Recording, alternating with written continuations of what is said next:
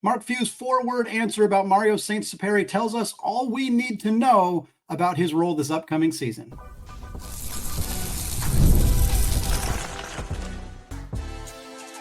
You are Locked On Zags, your daily podcast on the Gonzaga Bulldogs. Part of the Locked On Podcast Network, your team every day. What is going on, y'all? Happy Tuesday, and welcome into the Locked On Zags podcast, part of the Locked On Podcast Network, your team every day. I'm your host and longtime Gonzaga podcaster, Andy Patton, here to bring you news and updates on all things Zag athletics. Well, Mario Saint-Supéry was discussed by Mark Few and his role this upcoming season. We're going to break down what was said and what it means for the Zags. We're also going to talk Summer League updates, which includes some MVP chants going on in Las Vegas for Drew Timme, as well as some highlight reel plays. We'll get to that. More details on the Players Era NIL Festival, including some TV information for Gonzaga's games in Las Vegas. We also got a new team for Rasir Bolton, where he'll team up with another former Gonzaga guard and a Gonzaga baseball player taken in the 2025 MLB draft. Lots to get to today. We'll start, however, with reporting from the great Theo Lawson of the Spokesman Review, who is in Las Vegas tracking kind of every single Gonzaga story at once as they're happening in Las Vegas. Tyon Grant Foster is down there. He did an article about Grant Foster's continuing to wait for his waiver to be approved. Obviously, you have former Zags down there, Kelly Olynyk down there, Corey Kispert, Julian Strother, and many other former Zags, and of course, players playing in Summer League, which we'll talk about in the second segment. But Theo got a quick second to talk to Mark Few, who was there not only to have the big dinner luncheon event that they have every year with all the former Gonzaga players who are able to attend, but also he was there to watch some games. He watched the Boston Celtics, New York Knicks game that featured both Ben Gregg and Anton Watson. And Theo got a chance to speak briefly with Coach Few and asked him about the role this upcoming season for 19-year-old incoming freshman guard Mario Saint-Supéry, who joined the team officially a few weeks ago from Spain. And I'm just going to read the direct quote here from Mark Few when asked about Saint-Supéry's role this upcoming season. Few said, quote, "Mario's going to play. He's played a lot for a kid his age and at a high level over there. He's big enough to kind of play off the ball, but he's a true point guard." This is so much of what we kind of expected and projected for Saint-Supéry and for kind of the reasoning that Mark Few and the Gonzaga coaching staff were so enamored with him. He is a bigger guard who can play off the ball, but fundamentally, at his core, Mario Saint-Supéry is a point guard. Mark Few loves playing two guards together who can both operate out of the point guard position. I've said this many, many times, but I will say it again. The two Gonzaga teams that went to the national championship, the 2016-17 team and the 2020-21 team, both operated with two starting guards who were and are very clearly point guards. In 16-17, that team was led by Nigel Williams-Goss as well as Josh Perkins. Williams-Goss only spent 1 year at Gonzaga, but it was very clear that he was a point guard in that role, whereas Josh Perkins spent 5 years at Gonzaga and is one of the school's all-time leading assist leaders because he was, by definition, a pass-first point guard. Of course, in 2020-21, not only were both Jalen Suggs and Andrew Nembhard point guards in college, they're both point guards in the NBA. Suggs plays a little bit off the ball for the Magic, but and Nembhard does play a little bit off the ball as well with Tyrese Halliburton, but they're both point guards. There's really no debate that is the role that they play in the NBA at times and the role that they played in college at Gonzaga as well. So we know that this is something that Mark Few likes to do. And a player like Saint-Supéry, who has shown the skills to be an off-ball player, but who, again, at his core is somebody who operates out of the point guard position, makes a ton of sense. It seems pretty clear that Mark Few is planning to play Saint-Supéry alongside Braden Smith at times this upcoming season. They acknowledge his size being a factor and an ability to play that kind of off-ball role. And again, Saint-Supéry is listed at 6'4". I'd need to see more of him and kind of see him, kind of looking at the rest of the roster to see what that size looks like. 6'3", 6'4" is kind of that range where it's not super big for a two guard. It's not exactly small either. I think, again, you look at Nigel Williams-Goss and Josh Perkins neither of them were bigger than 6'3". Nembhard and Suggs, I think Suggs is listed at 6'4", and Nembhard's listed at 6'5". So that team had a little bit more kind of size in the backcourt. But for the most part, Gonzaga has operated with smaller guards. And I think the last couple of years were a challenge with Ryan Nembhard, who was undersized. I mean, he's barely 6 foot. And then Nolan Hickman, who's listed at 6'3", was a pretty skinny 6'3", even with a long wingspan. I think that for Gonzaga, they don't want to operate with a size deficiency unless they really have to.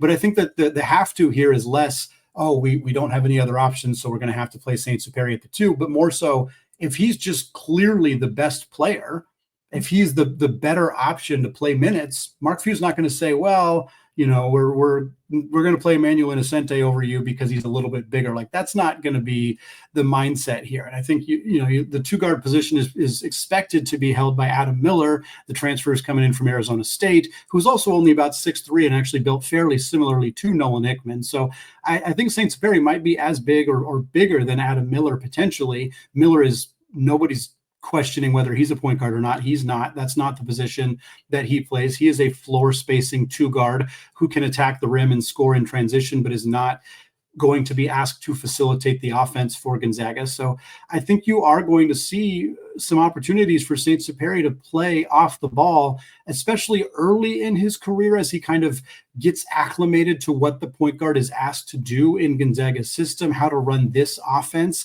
Again, Braden Smith got a year advantage on Saint-Supéry, having been here last year and redshirting all of this past season while learning from Ryan Nembhard. Braden Smith's going to be able to come in and lead this offense and do what Coach Few and the staff want him to do pretty seamlessly. I don't want to put a ton of pressure on the kid, but he's had a lot of time to kind of get acclimated to the system, time that Mario Saint-Supéry has not had. So for him to be able to get playing time this year, it makes sense to shift him off the ball and play him in that role at times, assuming he earns that spot. They're not just going to hand him playing time if he's not playing better than Adam Miller or Tyon Grant-Foster or Emmanuel Innocente or Jalen Warley or anybody else who might play some Steel Venters, who might play some minutes at the 2. But I think ultimately it makes some sense for Gonzaga to find ways to get him on the floor.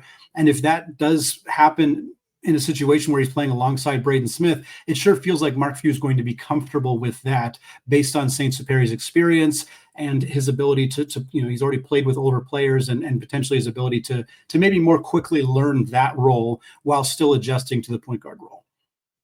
I also want to read another quote here. This quote comes from Hugo Gonzalez. Hugo Gonzalez was the first-round pick of the Boston Celtics this year, number 28 overall. Gonzalez played with Mario Saint-Supéry in Spain as part of the I think the U20 or U18 Eurobasket team a few years ago. And so, again, Theo asked Hugo Gonzalez about what Gonzaga is getting in Mario Saint-Supéry, and his response was, quote, "They're going to get a slasher that's really, really aggressive, really good defender on ball. He's also a big competitor. We're both really, really competitive." So I like this quote from Hugo Gonzalez because he doesn't say exactly the same things that we've already kind of seen and read and heard about Saint-Supéry. He didn't come out and say, he's, a great passer. He's a facilitator. He's a true point guard. The things that Mark Few said, the things that scouting reports have said, Hugo Gonzalez gave us something different. And I don't think that's necessarily a bad thing. I think it's a good thing, in fact, that he acknowledged his slashing ability, his defensive ability, something that hasn't really been talked about all that much. And of course, players, gassing each other up should be taken with a bit of a grain of salt. Every player says complimentary things about their teammates in this situation. But I probably would have not even acknowledged this quote had he said, he's a great passer, a great, point guard, facilitator, whatever. But I think it's noteworthy that he did praise Saint-Supéry for things that haven't been as often a part of the scouting report for Saint-Supéry up to this point. Obviously, the competitiveness, you expect that for anybody. Mark Few is not going after guys who aren't competitive, but it's nice to see somebody give him some praise for his defense and his slashing ability, because if he can bring those skills to Spokane, that not only gets him on the floor a little bit sooner and potentially gets him on the floor in an off-ball role. The slashing in particular could be valuable in that space. It just shows that he's a more well-rounded player than just a pure pass-first point guard, which has sort of been kind of the primary scouting report that we've seen on Saint-Supéry, at least up to this point. But we're staying in Las Vegas, folks. MVP chants broke out in a game between the Brooklyn Nets and Washington Wizards on Sunday for Gonzaga legend Drew Timme. We're going to talk about that, what he did to earn the chant, all that coming up in just a second. But first, folks, you ever been at home and realizing, I don't want to watch the game on the TV. I kind of want to watch the game out at the park tonight. Maybe it's game day. You suddenly realize, I just kind of need to be in the stands. That's exactly where Gametime comes in, folks, because it's the easiest way to grab last-minute tickets without all the stress. And with the money you save on tickets, you can splurge on food, drinks, merch, or just bring more friends with you to the park. Gametime makes it possible. Prices on the app, they actually drop the closer that you get to first pitch, and they've got incredible last-minute deals, clear views from your seat, and a lowest price guarantee that takes the worry out of buying.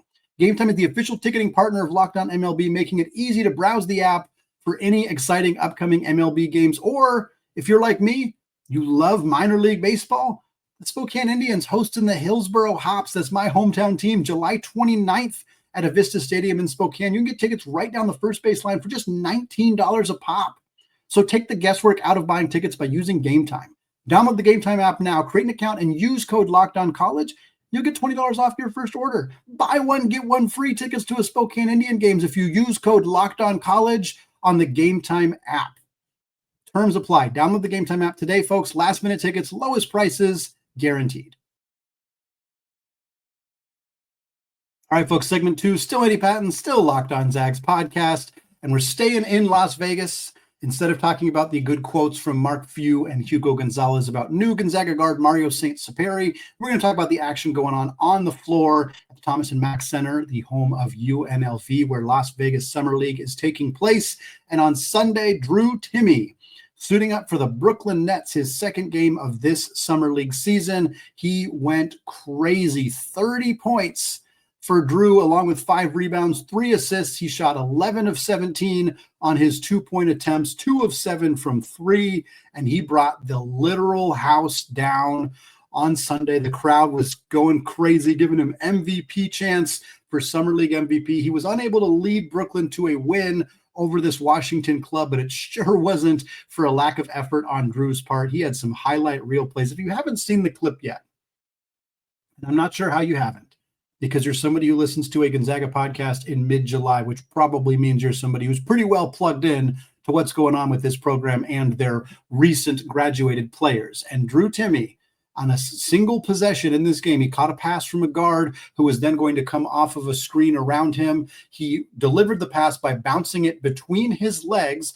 Guard caught the ball on the other side of the screen. Drew rolled to the basket, caught a quick pass back from the guard, took 2 steps and threw down a hammer dunk in traffic over 2024 second overall pick Alex Sarr out of France, the guy that was widely considered the best prospect in the 2024 draft class, specifically because of his rim protection, shot blocking abilities. And Drew threw down a thunderous dunk, brought the entire house down in Las Vegas. It was beautiful. I probably watched this highlight 25 times, and I highly recommend you get up to 25 times or so if you haven't seen it yet. It's all over Instagram, Twitter, other social media sites. What an incredible play for an incredible player who's been outstanding. Drew also had 22 points in his first Summer League game for Brooklyn. In that game, he had 9 rebounds and shot 9 of 10 on 2-pointers and 1 of 3 from 3. He's been incredibly efficient, lights out around the rim. The 3-point shooting is 3 of 10 through 2 games, so not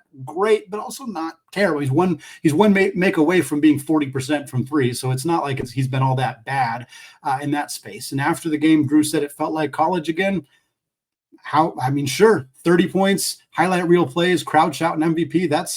I wish most of us remembered college that way, but I'm glad Drew does, because that's what it was like for him. There was also a funny moment where Kendrick Perkins, who, of course, longtime NBA player, 10-year vet, who's now with ESPN, he shared his thoughts on Drew Timme on Twitter. I think it was around halftime of this game.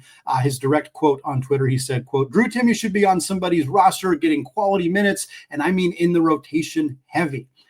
This is a sentiment shared by many people recently who have talked about Drew Timme and he's great and he should have been in the league and why isn't he in the NBA, blah, blah, blah, blah, blah. And Drew very correctly noted, After the game, when informed of this, Drew's very not active on social media, so he did not see this post or anything, and he was alerted to the post after the game, and he said some very complimentary things, that it's very nice to hear that from Kendrick Perkins, a guy who's been in the league, was in the league for so long, and, blah, blah, blah. He was, again, very, very complimentary, but he also said, and I'll read his quote directly, he said, "That hasn't quite been the narrative, I'd say, since I left college, that I can play in the league and deserve a spot or whatever. To kind of see that narrative change is good because you've seen what people say about you earlier." And I'm so glad Drew said this. I'm so glad Drew said this, because he wasn't saying it of like a, "ha, got you, I'm right, you're wrong." That's not what he meant by this at all. And he wasn't saying it to even really specifically to Kendrick Perkins, I don't think. He was just saying, it's cool that people are saying how I deserve to be in the league, but this is not what they said about me when I came out of college, which is incredibly true. And it's it's a bit of a double-edged sword here. On one hand, I think you could make the argument that people were just flat out wrong, and that Drew did belong in the NBA and should have gotten that opportunity and should have been drafted or should have been signed to a two-way or even a guaranteed contract sooner than he ultimately was. But you could also make the argument that Drew worked on his game, and that you watch the highlights from this game or you watch this full game, and Drew's not being used the same way that he was used at Gonzaga. In some ways he is. He's operating out of the high post or at the 3-point line and doing some pick and rolls and stuff, but he didn't do a ton of that at Gonzaga. Some of that was personnel related, especially his last year. That Gonzaga just kind of needed him to do everything, so he couldn't run pick and roll because the guard play on that team just wasn't good enough for him. So some of it is just adjusting to NBA personnel has helped expand his game, but he's also spacing the floor more, and he's doing, working hard defensively and stuff like that. So I think this quote is great because Drew's acknowledging people have changed their narrative around me, and that's very cool. And he's acknowledging it without saying they were wrong before, but also without saying I worked my butt off to change the narrative. Like, I think both things are true. And I think he's doing a good job of kind of riding that line of like, yeah, I'm happy that people are changing the way they're thinking about me and talking about me. And I remember what they said about me. But again, him remembering what they said about him could be interpreted as, "ha, they were wrong," but it could be interpreted as, I worked on those things. I improved the areas of my game that needed to be improved, and now I'm reaping the benefits of that and having crowds chant my name and having people who I respect in this industry, saying out to the world that they believe that I belong on an NBA roster and playing legitimate minutes. That's got to be an incredibly cool thing for a guy who just last year was coming off an injury and was not considered a super likely candidate to even make the NBA, much less, do what he did in his 9 NBA games last year, where he averaged 12 points, 7 boards, and looked like a very legitimate player, and is now proven to be one of the best players in the summer league. At this point, as I'm recording right now, he's the only player in summer league who's played 2 or more games who's averaging 26 plus points per game. That's fantastic. This is incredibly exciting for Drew. I could not be rooting for a single person more than I'm rooting for Drew Timme to stick in the NBA. He's got that guaranteed contract from the Brooklyn Nets. He's sure playing like somebody who isn't taking any chances with that spot. And I think it's going to result in him being somebody who spends an entire season on an NBA roster this year, which, again, couldn't be happier for anybody than I am for Drew. A couple other summer league performances here. Caleb Battle started for the Phoenix Suns on Sunday. He had 7 points, a pair of boards, assist, and a block in those 20 minutes. He was 1 of 3 from the field, did not take any 3-pointers, but he did go 5 of 6 from the line. That's kind of what I thought we'd see from Caleb Battle. Would have hoped the numbers would be a little bit bigger. They may be as he gets some more games under his belt, but 5 of his 7 points coming from the charity stripe in a 20-minute section of time feels about right for Caleb. Want to continue to see him be aggressive, getting to the rim and getting to the free throw line, because I think that's the skill that's going to really help him succeed at the next level. A couple other performances. Anton Watson had 3 points and 3 rebounds in 9 minutes on Sunday versus Boston, while his former teammate Ben Gregg played just under 2 minutes for the Celtics. Gregg just had 1 offensive rebound in that game. Continue to be a little disappointed by how little Anton Watson is playing for the Knicks. I think it's going to be hard for him to be able to fight for a 2-way contract, whether with New York or somebody else, if he's not getting the opportunity to show it on the floor. So hoping that some of the next games that are coming up, he'll get some more playing time in those. I'm recording this right now in the midst of a game between the Charlotte Hornets and the Dallas Mavericks. So don't have full data on Ryan Nembhard's performance, but as I'm recording right now, Nembhard has 10 points, 5 assists, and 1 rebound. He's 2 of 3 from 3 in about 17 minutes. His team, Dallas, is getting cooked by Charlotte, but Dallas is going without Cooper Flagg. So, yeah, probably not too surprising in this case. Nolan Hickman yet to come into the game. In fact, has yet to play so far this summer league season. Quickly, before we move on, I'm going to give you the schedules for the next couple of days in Summer League revolving around our Zags. Tuesday, July 15th, Drew Timme in Brooklyn will take on Anton Watson and the Knicks at 3 p.m. Pacific time. Meanwhile, Jeremy Jones and the Memphis Grizzlies will play at 7:30. On Wednesday, the Suns and Caleb Battle play at 2 Pacific time. The Nets and Timme play at 4:30. And then Nembhard and Hickman and Dallas play at 5. And then on Thursday, once again, Anton and the Knicks at 1:30. Jeremy Jones and Memphis at 3. That Memphis roster also, by the way, having Efton Reed on it. And then Ben Gregg and the Celtics at 6 p.m. on Thursday, the 17th. Well, folks, we now know exactly what arena Gonzaga will play both Alabama and Maryland in Las Vegas for the Players Era Festival. We also know what channel those games will be on. We're going to get to that and a few other updates coming up in just a second.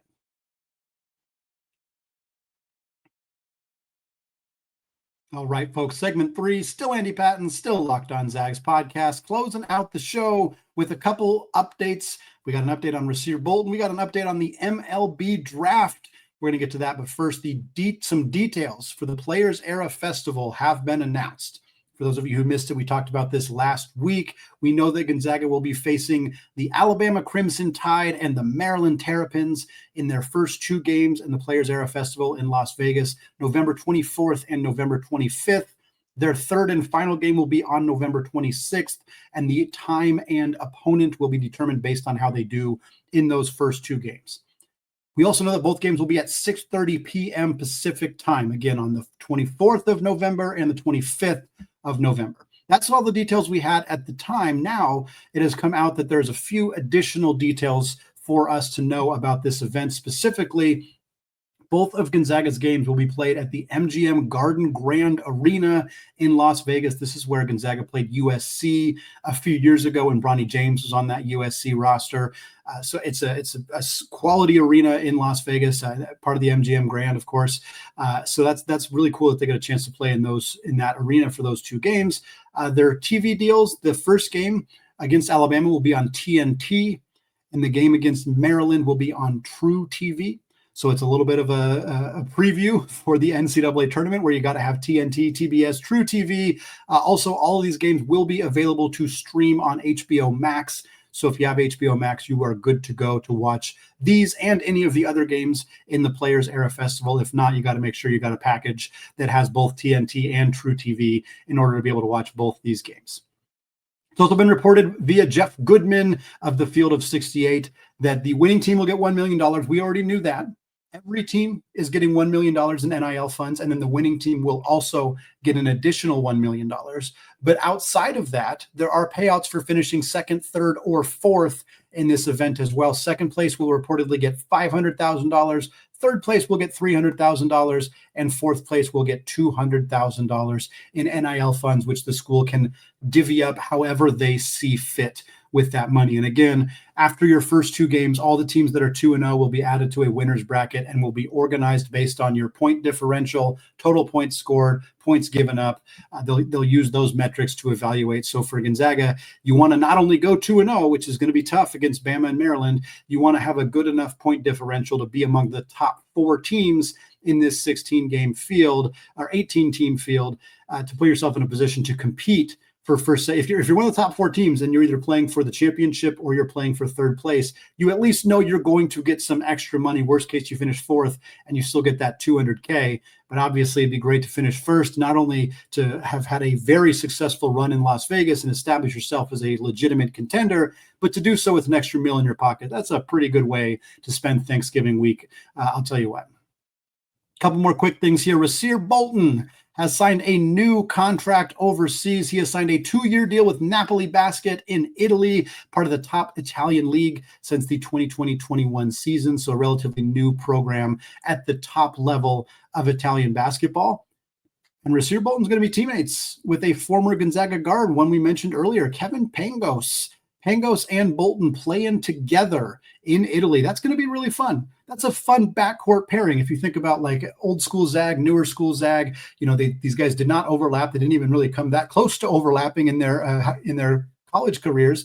But Kevin Pangos, pretty clearly a pure point guard. Rasir Bolton, pretty clearly an off-ball guard, a two-guard. Both of them lights out, knockdown, three-point shooters. Going to be fun for Italy to have a backcourt with those two guys in the mix, knocking down open shots. And bringing the Zag mentality out to Italy. What a cool thing. Jeremy Pargo also played for this team back in the 21-22 season. So they got a scout out there who loves Gonzaga basketball, loves WCC hoops, and is out there trying to bring as many of those talented guys out to their club in Napoli as possible. Bolton's had a very great career so far since leaving Gonzaga. His first professional season was with Antwerp in Belgium, where he averaged 17.5 points, 2.5 assists. He left that club to go to play in Serbia with Spartak last year, where he averaged 13.5 points and 3 assists in 28 games. So has had plenty of success and has continued to move up the ladder and is now playing with a top Italian club. And again, alongside Kevin Pangos. What a fun story. If you're looking for an international team to follow, if you're looking for a EuroLeague team and you're like, man, I just want to get into some Euro basketball, may I recommend Napoli? Because that's a pretty darn good place to start for you Zag fans wanting to find a team overseas. Last update here for the show, the 2025 MLB draft. All 20 rounds of the draft were completed on Monday afternoon, and of the hundreds of players who were selected in this draft, one of them was a Gonzaga Bulldog. Peyton Graham, picked 210th overall in the 7th round of the MLB draft by the St. Louis Cardinals. One of my favorite things to do is to look up the history of that specific draft pick and see who has made it, because you think outside the top 200, very few guys make it to the MLB who are picked that late. And yeah, that is true. Most of them do not. But Matt Holliday, who was a prolific player for both the Colorado Rockies and the St. Louis Cardinals, he was drafted 210th overall. More recently, I should say, Minnesota Twins right-handed pitcher and all-star Joe Ryan was also selected 210th overall, I think back in 2018. So if you're thinking, there's no way, it happens. It's happened before. It could happen again. Who knows? Injuries really limited Peyton Graham's career at Gonzaga. In fact, this past season, his junior year, he threw 5 innings in one game. First game of the season for Peyton Graham, he threw 5 shutout innings against a very good UC Irvine team. Unfortunately, he suffered an injury, and that was it. That was his entire season for Gonzaga, was just those 5 shutout innings with 7 strikeouts. He was not particularly good for Gonzaga as either a freshman or a sophomore. His ERA was 12 as a freshman and nearly 9 as a sophomore in a relatively small sample size. So Peyton Graham, frankly, his numbers statistically are not going to pop off the page for his time at Gonzaga, but he's somebody that was targeted heavily because of his size, because of his ability to throw the baseball and everything, and they really liked him enough to take him 7th round for a guy who only threw 1 game, 5 innings last year is pretty impressive. So Gonzaga's streak of having players selected in the draft continues. They have a lot of guys at the upper levels of the minor leagues right now. Brett Harris has snuck into the bigs, Gabriel Hughes, Ernie Yake. There's many others. Alec Jacob has been up and down with the San Diego Padres, Casey Legumina with the Seattle Mariners. Like, there's a ton of Gonzaga players kind of floating right around the big leagues. And now you add another player into the mix in Peyton Graham, who's got a good chance to compete for this St. Louis club once he gets healthy. It's going to wrap it up for me today here on the Locked On Zags podcast. Thank you so much for making the show your first listen or your first watch of the day. I want to give a special shout out to those everyday listeners and those of you who are subscribed to Locked On Zags on YouTube. If you haven't done so yet, just head to youtube.com, search Locked On Zags, hit that bell button so that you are subscribed. You'll get notified every time there's a new show. We're getting closer and closer to 4,000 subscribers. Could really use your help getting there. Thanks again, folks. Got more fun shows planned for you later this week, so stay tuned. Thanks as always. Go Zags.